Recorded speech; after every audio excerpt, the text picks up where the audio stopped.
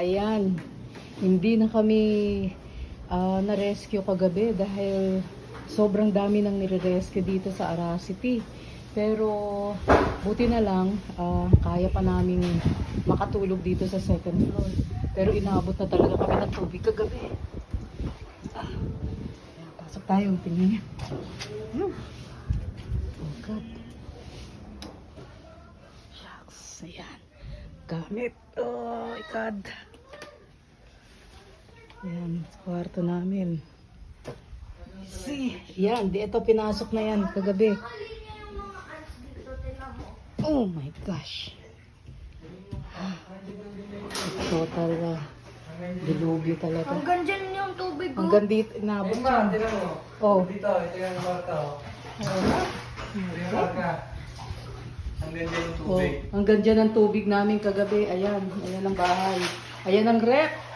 Isa na siyang Kabao. isa na siya. Oh my God. Ano ulam? Ano ulam? Ay, hindi nga nasarado yung pintuan. Ayan. Baka bumaba si Pinli ha? Oh. Alright, go. Total wreck ang mga gamit at yan. Oo, plan linis, mga kababayan, mga kapamilya, kung sino ang gustong tumulong dito.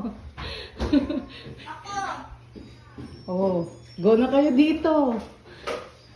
Sa bahay ng nanay, mas matindi, marami lilinisin. Oh my God, pasigin na.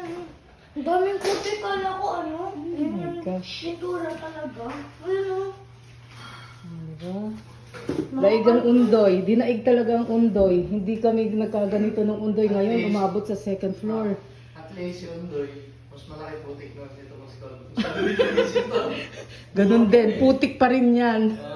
Kailangan ng walis God. tingting. God. Diba?